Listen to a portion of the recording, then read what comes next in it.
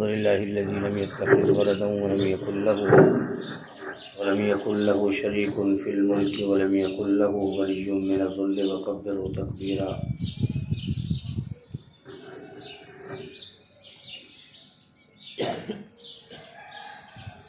حضور اقدس صلی اللہ علیہ وسلم نے ارشاد فرمایا، جو شخص کسی مظلوم کا حق دلانے کے لیے اس کے ساتھ چلے، اللہ جل شانہ اسے اس دن پل صراط پر ثابت قدم رکھے گا جس دن بہت سے قدم لغزش کھا جائیں گے.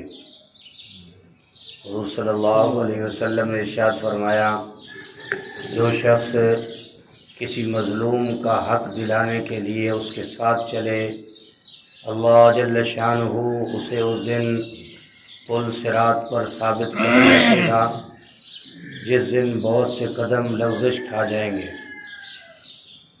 تو میرے محترم دوستوں اور بزرگوں، اس حدیث مبارکہ میں حضور صلی اللہ علیہ وسلم نے اپنی امت کو آگاہ فرمایا، اگر کوئی شخص مظلوم ہو اور کوئی اس کا حق دبا کے بیٹھا ہو یا اس پر کوئی ظلم کر رہا ہو، تو تم اس مظلوم کو حق دلانے کے لیے جس قدر کوشش کر سکتے ہو کوشش کرنا.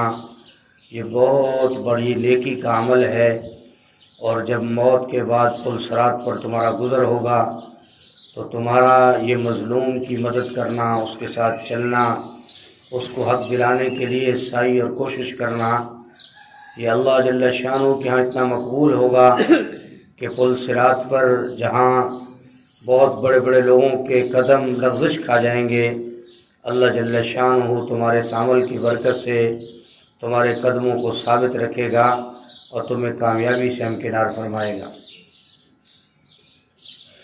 حضور صلی اللہ علیہ وسلم نے ارشاد فرمایا، تم میں سے ہر شخص اپنے بھائی کا آئینہ ہے، لہذا اگر کسی کو اس میں کوئی گندگی نظر آئے تو چاہیے کہ وہ گندگی کو دور کر دے. حضور صلی اللہ علیہ وسلم نے ارشاد فرمایا، تم میں سے ہر شخص اپنے بھائی کا آئینہ ہے، لہذا اگر کسی کو اس میں کوئی گندگی نظر آئے تو چاہیے کہ وہ گندگی دور کر دے. اس میں بھی حکمت و دانائی کا معاملہ ہے.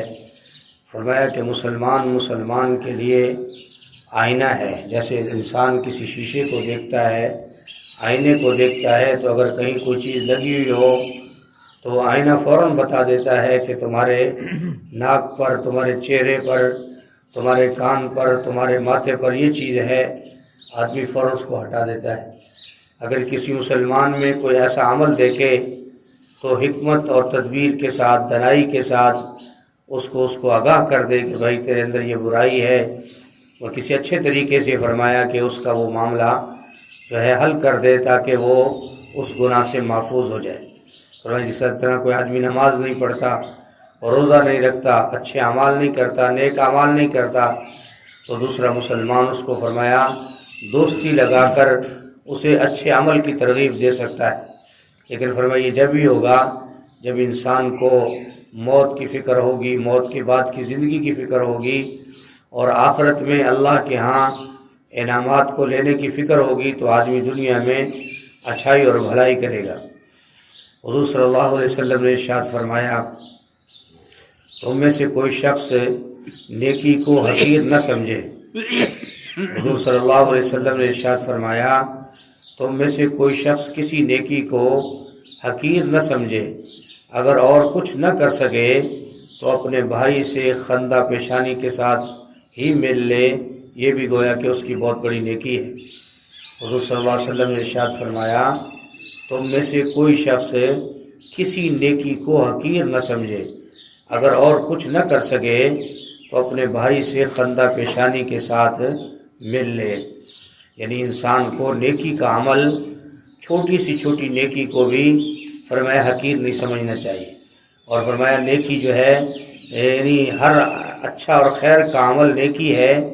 تو فرمایا کہ اور کچھ نہیں کر سکتا تو اپنے کسی بھائی کو ملتا ہے تو خندہ پیشانی سے، چہرے کی مسکراہٹ سے مل لینا، یہ بھی بہت بڑا عمل ہے. اور فرمایا کہ نیکی ہے. اس لیے فرمایا سلام کا کرنا، راستے سے کسی چیز کا ہٹا دینا، تکلیف دہ چیز کا ہٹا دینا، اور کسی مسلمان کے ساتھ بھلائی کرنا، اس کو پانی پلا دینا، اس کے ساتھ جو بھلائی کر سکتا ہے، فرمایا جو نیکی کرے گا اللہ کے ہاں یہ نیکی محفوظ ہو جاتی ہے۔ ایمان کا تقاضا یہ ہے کہ نیکی کو فرمایا کہ اللہ کے اوپر یقین کرتے ہوئے کرے، تاکہ اس کا یہ عمل اللہ کے ہاں پہنچے اور اللہ اس کو موت کے بعد اس کا پورا پورا اجر دے۔ اللہ قرآن کریم میں فرماتے ہیں کہ ایمان والے لوگوں کو خوشخبری سنا دو، من جاء بالحسنۃ فلہ عشر امثالها، جو آدمی نیکی لائے گا اس کو میں 10 گنے زیادہ بڑھا کر اس کی نیکی عطا کروں گا، اور اگر برائی ہوگی تو ایک ہی کا بدلہ ایک ملے گا۔ لیکن ایمان والوں کو خوشخبری ہے کہ نیکی کا بدلہ 10 گنے اللہ بڑھا دیتا ہے۔ اللہ پاک ہم سب کو جو حدیث مبارکہ ہم سنتے ہیں، اللہ پاک ہمیں اس پر عمل کرنے کی توفیق نصیب فرمائے۔ الحمدللہ رب العالمین۔